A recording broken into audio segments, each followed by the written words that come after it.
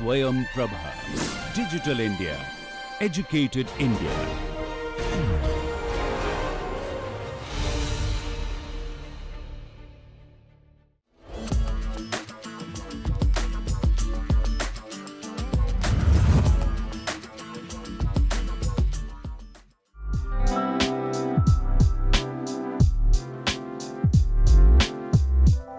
Today, we are going to spotlight a powerful innovation designed to make public welfare more transparent, accurate, and inclusive.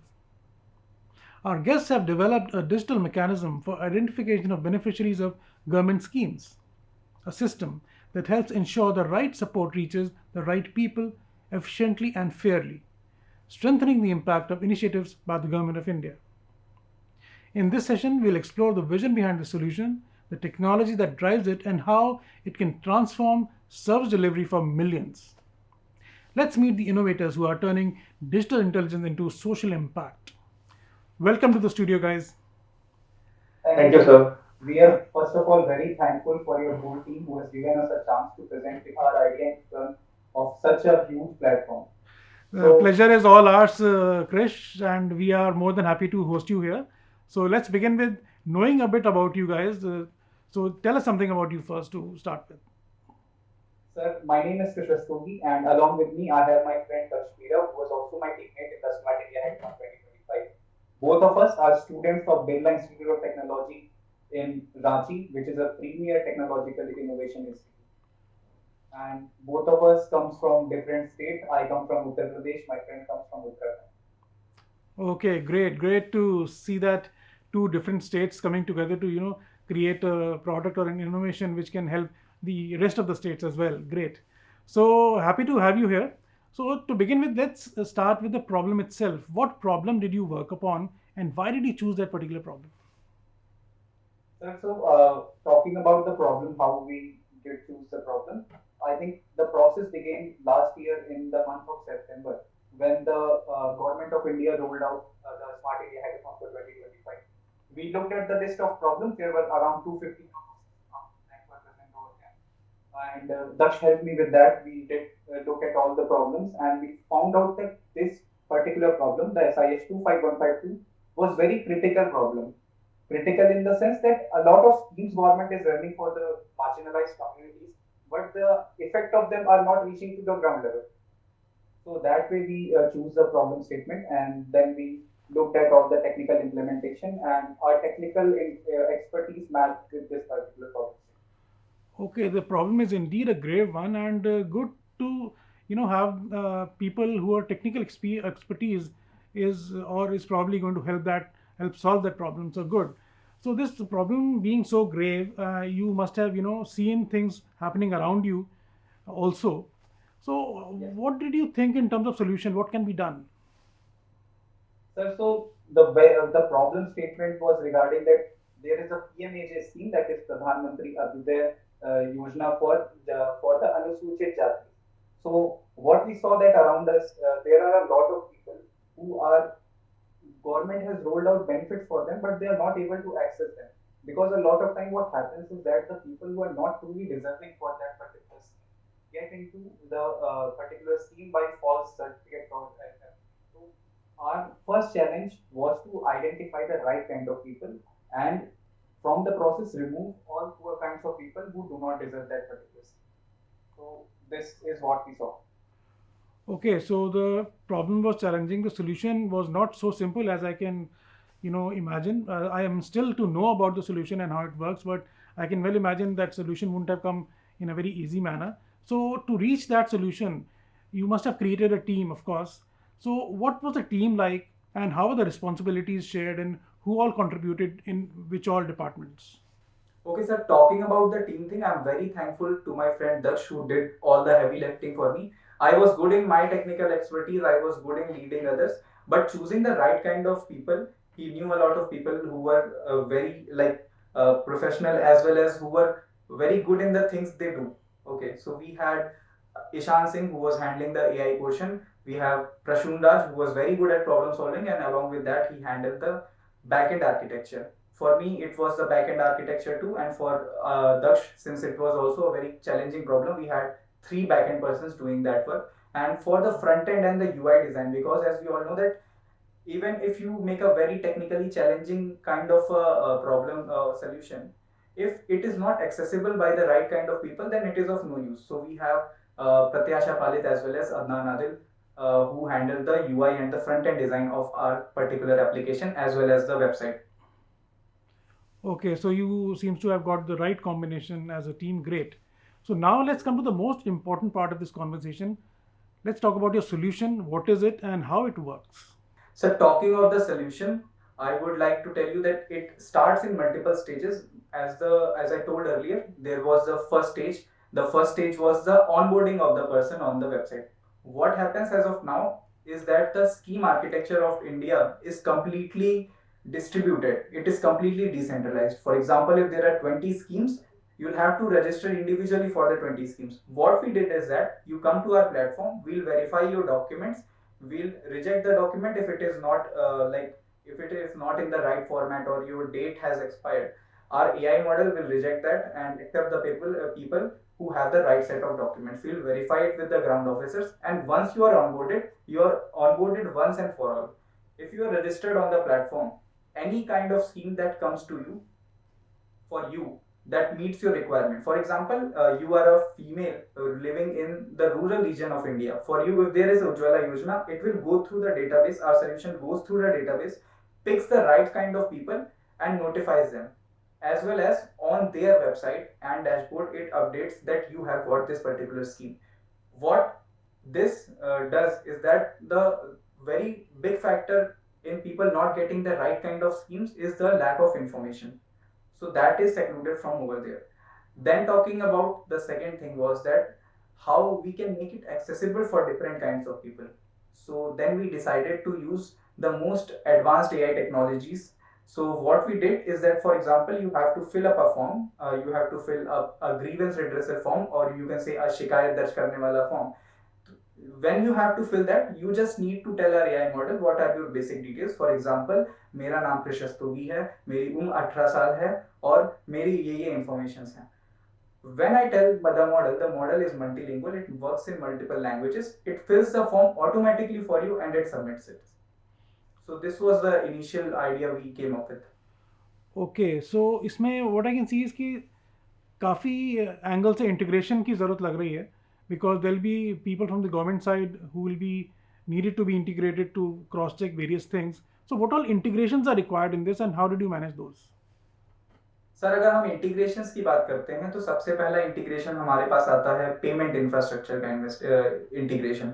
तो payment infrastructure के लिए जैसे हम जानते हैं कि गवर्नमेंट की एजेंसीज हैं एनपीसीआई और आधार, जिनके थ्रू पेमेंट किया जाता है, और भी उससे एफिलिएटेड बैंक्स हैं. एक हम उससे इंटीग्रेशन कर रहे थे. दूसरा हो गया हमारे जो स्टेट के डेटाबेसेस हैं, क्योंकि हमें वेरीफाई करना है कि सही इंसान ने रजिस्टर किया है कि नहीं पोर्टल पे, हमें स्टेट के डेटाबेसेस की भी जरूरत पड़ी थी, जिसमें डिफरेंट काइंड्स ऑफ स्टेट्स के डिफरेंट डेटाबेसेस थे.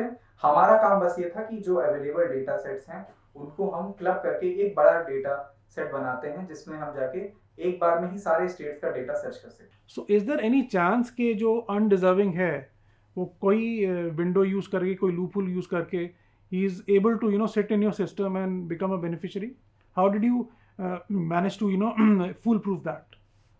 सर, इसके लिए हमने जो पहला अपना ऑथराइजेशन सिस्टम था वो बहुत हमारा टू राउटिंग वे था, जिसमें कि 2 राउट्स थे आपको हमारे डैशबोर्ड के अंदर आने के लिए, और हर दोनों राउट में मल्टी स्टेज ऑथराइजेशन हो रहा था.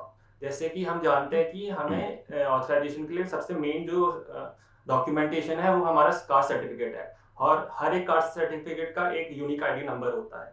बट हमने क्या आइडेंटिफाई करा कि जो यूनिक आईडी नंबर है वो 2013 से पहले नहीं था, वो हमारा पहले लिखित होता था और उसके बाद डिजिटलाइज हुआ उसको.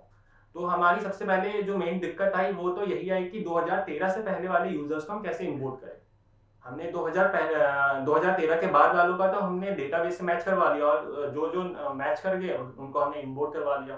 बट 2013 के बाद वालों की दिक्कत हमें वो सॉल्व करना था. सबसे मेन जो दिक्कत आई थी उसके लिए हमने क्या करा, हमने 3 लेयर सिस्टम बनाया था. सबसे पहले हमने जो ग्राउंड वर्कर्स थे वो असाइन हुए थे हर एक एरिया के. आप क्या करेंगे, हाँ, आप ऐप में जाएंगे और खाली एक बटन दबाएंगे और आपको एक स्लॉट बुक हो जाएगा. वो जो ग्राउंड वर्कर्स है वो आपके घर में आएंगे, आपके डॉक्यूमेंट जो भी है पुराने उसको देखेंगे, सील इंटैक्ट है नहीं है, साइन सही है नहीं है, या पेपर तो फटा हुआ नहीं है करके। अगर वो सब सही है तो उसकी फोटो खींचेंगे, और हमारा एक एमएल मॉडल है उसके थ्रू वो गो थ्रू उसका ओसीआर चेक करेगा, और अगर एक कॉन्फिडेंस लेवल निकालेगा, अगर उससे ऊपर है तो उसको आपके सीधे ब्लॉक लेवल के ऑफिसर के पास भेज देगा, जिसके पास वो डेटाबेस में मौजूद है आपके।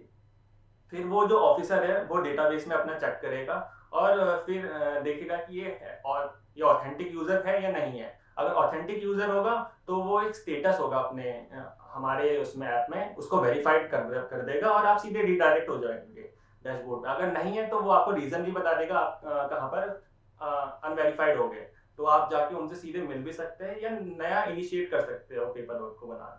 इससे क्या होगा, कोई भी जो फॉल्स यूजर होगा वो नहीं आ पाएगा। एक सवाल जो मैं पूछना चाह रहा हूँ आपसे ईज़ ऑफ यूज़ का, क्योंकि अगर हम डिजिटल अवेयरनेस या डिजिटल लिटरेसी की बात करें तो वो बहुत ज़्यादा नहीं है इंडिया में। तो इसके जो यूज़र्स हैं, not only on the side of the people who are beneficiaries, but दूसरी साइड पे भी जैसे ब्लॉक लेवल के ऑफिसर्स हैं, विलेज लेवल पंचायत लेवल पे भी होंगे जो कन्फर्मेशन के लिए जिनके पास आप अप्रोच करेंगे।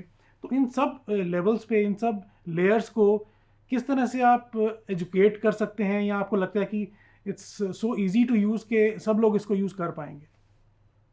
सर इसके बारे में आप बहुत अच्छा क्वेश्चन है ये, क्योंकि अगर मैंने भी जैसे पहले बोला था कि हम एक बहुत कॉम्प्लेक्स आर्किटेक्चर बना दे तो बट उसका भी कोई फायदा नहीं है अगर उसको कोई भी ग्रास रूट लेवल का इंसान यूज नहीं कर पाता है। हम भी जानते हैं कि इंडिया एक बहुत ग्रामीण प्रधान देश है। हमारी देश की जो मैक्सिमम आबादी है वो ग्रामीण इलाकों से आती है। तो हमने इसको इंश्योर करने के लिए मल्टीपल स्टेजेस पे काम किया। सबसे पहला जो यूआई का डिजाइन था, हमने उसको काफी ज्यादा सिंप्लीफाइड बनाने का कोशिश किया। हमने यह नहीं सोचा कि हम बहुत सारी चीजें एक साथ उसमें डाल देते हैं, हमने ये सोचा कि हम जो सबसे इंपॉर्टेंट चीजें हैं उनको सबसे आगे डालते हैं। तो एक लेवल वहां पे हो गया। फिर उसके बाद सर होता है लोगों को लैंग्वेज बैरियर की दिक्कत आती है। कोई महाराष्ट्र का युवक है, अगर वो फॉर्म भरना चाहता है, अगर उसको अंग्रेजी नहीं आती है या उसको हिंदी नहीं आती है, तो उसके लिए किसी भी तरह की कोई समस्या ना आए, तो उसके लिए हमने भारत की जो सारी रिकॉग्नाइज्ड भाषाएं हैं उनको अपने प्लेटफॉर्म में इंटीग्रेट किया। उसके बाद सर बात आती है डिसेबल्ड लोगों की। सर डिसेबल्ड लोगों का जो चैलेंज है वो काफी ज्यादा बड़ा है। अगर कोई व्यक्ति दृष्टिबाधित है तो वो हमारा प्लेटफॉर्म कैसे एक्सेस करेगा? तो सर उसके लिए जैसे मैंने आपको पहले भी बताया था कि हमने कोशिश किया कि हम एआई की जो सबसे एडवांस टेक्निक्स हैं उसका इस्तेमाल करके आप वॉइस से बस बोलिए और आपका फॉर्म भर जाएगा। सर आप जैसे अभी ट्रेनिंग के बारे में भी बोल रहे थे, उसके लिए भी हमने काफी सारे वीडियोस बनाए थे और हमने उसको अपने प्लेटफॉर्म पे अलग अलग लेवल पे अलग अलग पेज के हिसाब से सेग्रीगेट किया था कि हम एक पर्टिकुलर पेज पे जाते हैं तो आप इस पर्टिकुलर पेज को कैसे एक्सेस कर सकते हैं, उसका भी एक एक जगह का हमने ध्यान रख के वीडियो बनाया था। Okay, great. So I think these are some very good steps. So now let us talk about the experience in terms of the customer usage, or you can say the feedback which might have come if you had given it in few hands कि आप इस्तेमाल करके देखिए और बताइए कि आपके and पे आप इसको कैसा महसूस कर रहे हैं in terms of use of ease और in terms of its product एक यूजफुलनेस ऑल्सो। सो ऐसा कोई फीडबैक आया क्या आपके पास? यस सर, हमने सबसे पहले एक सर्वे कंडक्ट कराया था। जो भी फीचर्स हम सोच रहे थे उनके बारे में हमने एक एक करके क्वेश्चंस डाले। 15 से 20 क्वेश्चंस का एक क्वेश्चनर था जिसको हमने अलग अलग जिन लोगों को हम जानते थे जो कि बेनिफिशियरी हो सकते उस योजना के, उनसे भरवाया था कि आप देखिए क्या आपको लगता है कि इस फीचर से आपको कुछ फायदा होने वाला है। हम लोगों ने ग्राउंड लेवल पे भी जाके, क्योंकि हम जानते हैं कि जो ग्रामीण परिवेश का व्यक्ति है वो फॉर्म तो नहीं भर सकता है, हमने उनसे भी बातचीत करी, उनसे पूछा कि आपको क्या क्या समस्याएं आती हैं। उसको ध्यान में रखते हुए हमने फिर पोर्टल बनाया। फिर हमने उन्हें वो पोर्टल दिखाया भी। हमने अपने यहाँ के प्रोफेसर से भी कंसल्ट किया, हमारे जो ग्राउंड और ग्राम पंचायत के अधिकारी होते हैं उनसे भी बातचीत करी, उनको भी हमने अपना पोर्टल दिखाया। तो उन्होंने कहा कि इसका डिजाइन को काफी ज्यादा प्रेस किया। और सर अगर फीडबैक की मैं बात करूं तो एसआईएच का जैसे ग्रैंड फिनाले का जो फाइनल राउंड था, दृष्टिबाधित व्यक्तियों के बारे में हमें उस समय दिमाग में नहीं आया था कि कैसे उनके लिए चैलेंजिंग हो सकता है। बट हमारी वहाँ पे जो मैम थी जो हमें जज कर रही थी, उन्होंने हमें ये आइडिया दिया मेंटर सेशन में कि आप इसमें ये क्यों नहीं डाल रहे। तब हमने उसके ऊपर काम किया। या एग्जैक्टली ये मैं अगला सवाल आपसे पूछने वाला था कि जब आप एसआईएच के मेंटरिंग राउंड्स हो रहे थे या जो प्रेजेंटेशन राउंड्स हो रहे थे उसमें क्या प्रोग्रेशन था आपका, वहाँ पे क्या क्या इनपुट आ रहे थे, वहाँ पे किन चीज़ों को रिजेक्ट और एक्सेप्ट किया जा रहा था, कुछ उसके बारे में बताइए। सर अगर एसआईएच के पूरे एक्सपीरियंस की बात करें तो हम लोगों का सबसे पहला एक्सपीरियंस तो एक बहुत बड़ी लेवल की हैकेथॉन का ये पहला एक्सपीरियंस था सर, क्योंकि पूरे इंडिया भर से 8 लाख लोगों ने अप्लाई किया था। पिछले साल भी हमने अप्लाई किया था, मगर पिछले साल हम इस स्टेज तक नहीं पहुंच पाए थे। बट इस बार हम जब पहली बार पहुंचे, उस कैंपस में गए, हमने देखा कि बहुत ज्यादा वहां पे कंपटीशन था। पहले राउंड की सर अगर मैं बात करूं तो पहले राउंड में हम हाईली मोटिवेटेड थे कि हम इस बार जीतेंगे, और हम सबसे अच्छा सोल्यूशन बना के लेके आए हैं, सबसे अच्छा सोल्यूशन आइडिएट करके लाए हैं, उसको सबसे अच्छा इंप्लीमेंट करेंगे।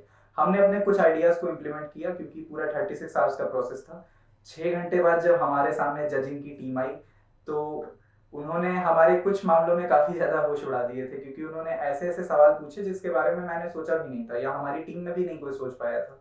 क्योंकि वो मिनिस्ट्री के लोग थे, उनको पता है कि ग्राउंड लेवल पे क्या क्या चैलेंजेस आते हैं, हमें उसका उतना ज्यादा आइडिया नहीं था। बट फिर हमने धीरे धीरे करके उन आइडियाज को डेवलप किया, अपना मोटिवेशन बनाए रखा। उसके बाद फिर अगर मैं बात करूँ सेकेंड राउंड की, सेकेंड राउंड तक आते आते हमारा आइडिया काफी ज्यादा मजबूत हो गया था, क्योंकि हमने वो जैसे आपको बताया कि ऑडियो बेसिस पे एआई आपका फॉर्म फिलिंग वाला सिस्टम बना रहा है, तो वो एक काफी ज्यादा नॉवेल आइडिया था, उसके बारे में इस डायरेक्शन में इंप्लीमेंट हो सकता है वो किसी ने भी नहीं सोचा था। तो वहां पे हमारी एक विनिंग एज हो गई थी।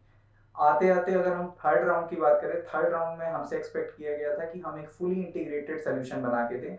आखिरी तक कि हमने, क्योंकि इतने सारे फीचर्स डाले थे, इतने सारे एक्साइटिंग और हेल्पफुल फीचर्स डाले थे, उनको इंटीग्रेट करना भी काफी चैलेंजिंग था। मैं पर्सनली आपको बताता हूँ, क्योंकि मैं टीम को लीड भी कर रहा था, तो सारी फॉर्मेलिटीज भी करनी रहती थी, उसके साथ साथ ये मेंटेन करना रहता था कि मेरे साथ साथ मेरे टीम मेंबर्स का भी मोटिवेशन बना रहे और सारे लोग आपस में इंटीग्रेट होके काम करें। क्योंकि सर काफी ज्यादा बार ये आपने कोड भी सुना होगा कि hard work is a vector quantity, it is not a scalar quantity. इसका मतलब ये है कि अगर आप हार्डवर्क कर रहे हैं, तो अगर आप एक सही दिशा में नहीं कर रहे हैं तो उसका कोई मतलब नहीं निकलता है। इसीलिए मेरे पास काफी अच्छे लोग थे, बट वो सही दिशा में काम करें, ये मेरी जिम्मेदारी थी। तो वो भी काफी चैलेंजिंग था, क्योंकि आखिरी मोमेंट पे मुझे ही सब लोगों को गाइड करना है और सही डायरेक्शन में काम करवाना है, बट मेरा ही मोटिवेशन काफी लो था। बट फिर भी खैर हमने अपना मोटिवेशन बनाते हुए एक दूसरे को मोटिवेट करते करते आखिरी राउंड तक किया, और फिर फाइनली हमें विनिंग प्राइज मिला। We are very thankful for that. और सर लास्ट तक तो नींद ना लेने के कारण आंखें भी एकदम नींद ही आई जा रही थी, सोचा भी नहीं जा रहा था। बट एट दी एंड सबने बारी बारी से टास्क संभाले और एक दूसरे को संभालते हुए पूरा प्रोजेक्ट को कंप्लीट करा। नहीं, obviously you were all very determined, and as Krish said के ये जो पूरा एफर्ट था एक राइट डायरेक्शन में था, that was the primary reason I think you could go on to win this. So in terms of direction, अगर directions की हम बात कर रहे हैं तो आगे की डायरेक्शन क्या है, हमें थोड़ा ये भी बताइए। What lies ahead for this particular innovation, what's the future sir plan? आगे की डायरेक्शन की अगर हम बात करें, तो हमें मिनिस्ट्री ने अप्रोच किया था कि आप क्या इस सोल्यूशन को आगे कंटिन्यू करना चाहते हैं। तो हमने उस फॉर्म को भरा, और उसके बाद ऑब्वियसली हम भी काफी ज्यादा मोटिवेटेड हैं कि आगे हम इसको कंटिन्यू करें, क्योंकि अगर हमने कोई आइडिया बनाया है और मेरे आइडिया से हमारे देश के 140 करोड़ में से कुछ चंद करोड़ लोगों का ही फायदा हो सकता है, तो मेरे लिए काफी बड़ा अवसर होगा। डेफिनेटली ये डेफिनेटली एक ऐसा सोल्यूशन है जिसका फ़ायदा बहुत चंद नहीं बल्कि करोड़ों लोगों को हो सकता है और होना चाहिए। एंड आई एम श्योर ये सोल्यूशन जल्दी निकल के आएगा और लोग इसको यूज़ करेंगे। And I wish you all the best in for the any future endeavor, and I'm sure this solution of yours will see light of the day and people will benefit from it. And thank you so much for working on this wonderful solution and making an app, making a solution which is going to be beneficial to many people and solve a big problem at the government level as well. Great. So congratulations once again on winning the Smart India Hackathon, and all the best for this future development of this project of yours. Thank you for coming today. Thank you, sir. This innovative solution has shown how thoughtful technology can strengthen trust, improve transparency, and ensure that public welfare truly reaches those who need it most. Thank you for joining us. Stay inspired, stay informed, and keep supporting ideas that create meaningful impact.